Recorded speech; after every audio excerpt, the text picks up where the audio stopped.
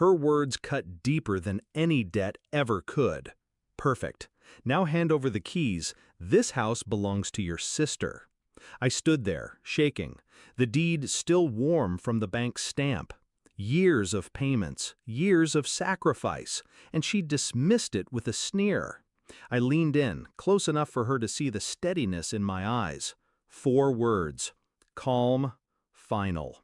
Not anymore. It's mine. She went pale. She hadn't expected defiance. She'd built her life on my silence. The next morning, she woke to silence and a notice on the door. For years, I carried the weight no one else would. Rent overdue, bills unpaid, a roof always on the edge of collapsing. When my parents convinced me to take the mortgage, they framed it as an investment in family. "One day, this house will be your sister's," Mom had said back then. I thought it was a joke, a slip of the tongue. But I signed the papers. I paid the $7,500 note every month, scraping together shifts, swallowing pride, forfeiting vacations, friendships, even love. I thought I was building security. For us, for them, for me. But in my mother's eyes, it was never mine. I was just a tool. The hints came slowly. My sister touring the house like she owned it. My mother making comments about where her furniture will go someday. One evening, I overheard them. "She really thinks it's hers? Let her pay it off. Then we'll make the switch." The laughter that followed was cold, sharp, the kind that buries itself in your chest and rots there. That was the moment I stopped being naive. I didn't fight. I didn't argue. I learned.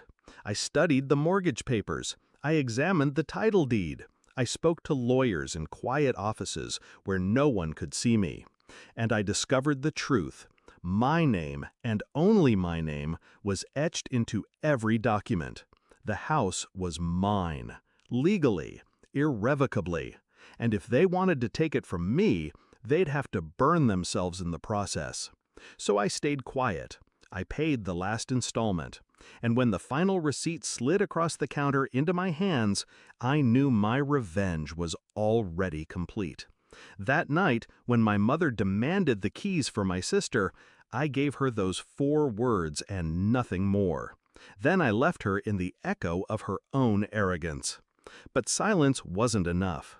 I needed finality. I filed a restraining order the next morning. Grounds: harassment, intimidation, attempted eviction without cause. With the help of my lawyer, I added locks, cameras, and security notices around the property. The official paper was pinned to the front door before dawn, a notice signed by the court itself.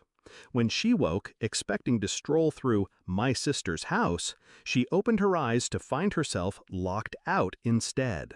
The phone calls started before sunrise. First my mother, shrieking, then my sister, crying, then relatives, each one trying to shame me back into compliance. 73 missed calls by noon. I answered only once. Her voice was frantic, broken. "You can't do this, we're family." I let the silence drag until she begged. Then I said, softly, "You made your choice, and I made mine." Then I hung up. The house is quiet now. For the first time, it feels like home. Mine. Every brick, every beam, every nail, paid for with my sweat, my years, my blood. They thought they could erase me, that loyalty meant servitude, that love meant surrender. But the notice on the door remains as proof. This house doesn't belong to my sister. It never did. It belongs to me. And the silence they wake up to now, that's justice.